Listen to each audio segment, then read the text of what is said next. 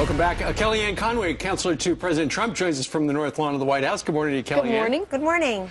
Well, we know that the president is going up to Capitol Hill at 9:30 this morning. We know he went out to Louisville last night, talked to 18,000 people there. He's making a full court press on getting this health care thing passed.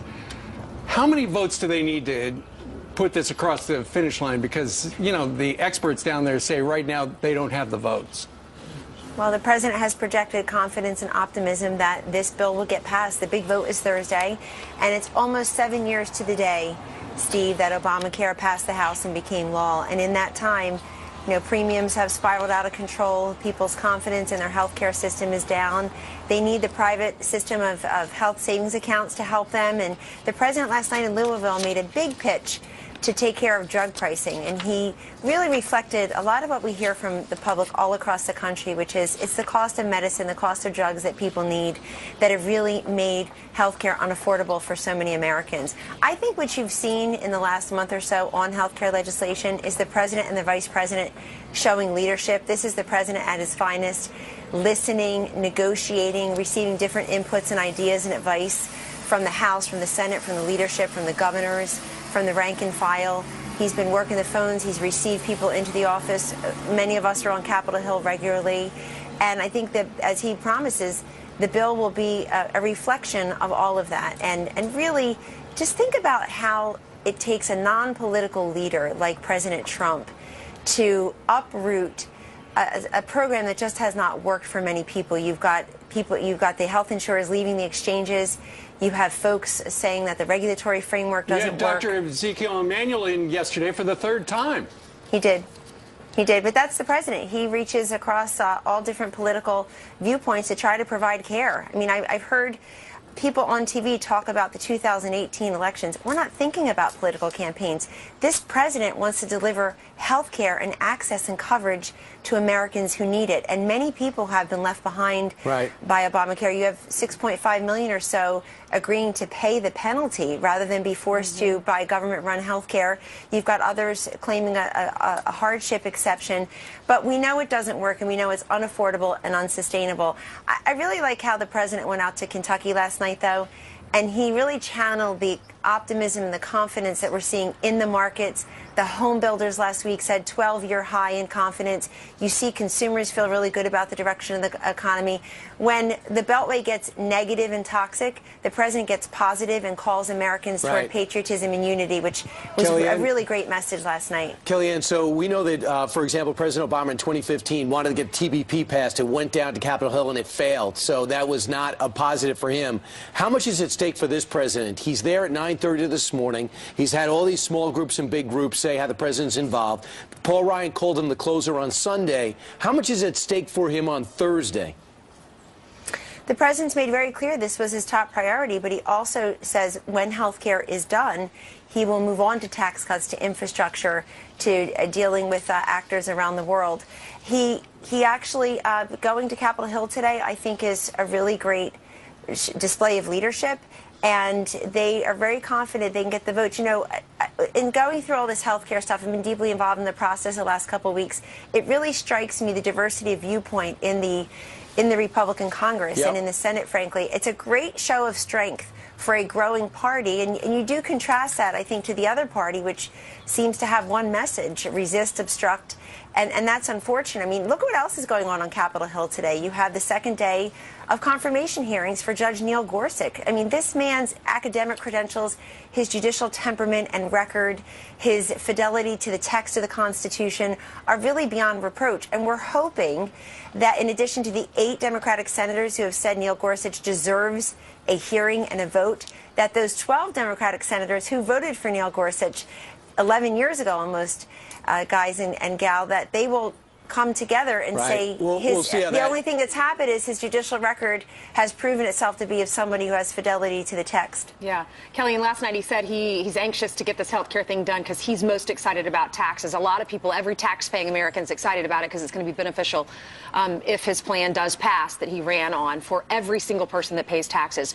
But going back to Obamacare, the deadline is the big day is Thursday. That's in 2 days. And like Ryan was saying, yeah, that'd be great if he could do this on the first try.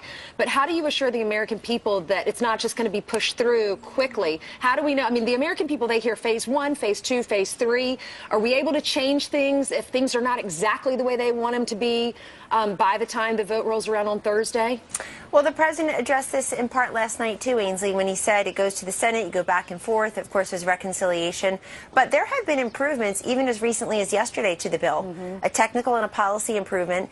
And also, you see the difference. Their work requirements have been put in. In other words, the progress and improvements. The president did not say, this is the bill, and it's my way or the highway. He has been very respectful of different inputs, and that's reflected in the legislation. These 3 phases really are beholden to the number of votes you need in the Senate. So phase 1, getting rid of those taxes and mandates and penalties, expanding health savings accounts. Phase 2, the regulatory framework. And phase 3, tort reform, drug pricing, and of course interstate mobility, buying and selling health insurance across state lines. That's the busy. Yes, we need the Democrats involved. Okay. Kellyanne, also yesterday, I don't know if you had the TV on, but James Comey and the guy who runs the NSA were on television in front of the House Intel Committee.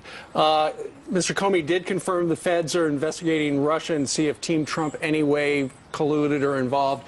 And also, there's no FBI evidence that Donald Trump, the President of the United States, wiretap claim on Twitter was true.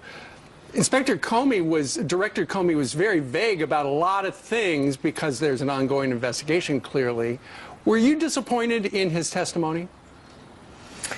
I thought Director Comey's testimony revealed a couple things that caught my attention. He and Director Rogers both confirmed that no votes were changed or affected in any of the swing states that President Trump won. That was a very key piece of information that really has been glossed over in today's breathless coverage of those hearings. That's important because if you listen to the Democrats and many of their friends, they insist that this collusion and this effect on the election, it simply was not there. They testified under oath. Devin Nunes, I believe it was, Chairman Nunes, he went through every single... Right at the beginning. Every single state, and you have both Director Rogers and Director Comey confirming that. Also, I think all Americans should be troubled about these intelligence leaks and the unmasking of a private citizen, in this case General Flynn, through backdoor surveillance. But that's very concerning. And I also think that we learned, look, this investigation's been going on for 8 months. And this investigation's been going on for 8 months. We know very little about it. No connection, no fruits. Donald Trump's been president for 2 months, and he has a lot more to show for it. So I just thought it left open a lot more questions than it answered. Well, Kellyanne, let me ask you something. We know about Mike Flynn, and that's been well chronicled, and everyone knows he's not there right now, and he was great. He was very insightful for us, especially when he had his book out on the war on terror. But other names that are brought up aren't exactly running around the White House. Roger Stone went straight out, a direct tweet to Guccifer. Then he's praising Julian Assange, J.D. Gordon, and Carter Page. These are all links to the Trump campaign and Russia, but they're not exactly Trump insiders. Is the President of the United States upset that these fringe players are playing have direct ties to Russia and have direct or indirect ties to him? Is he mad at them?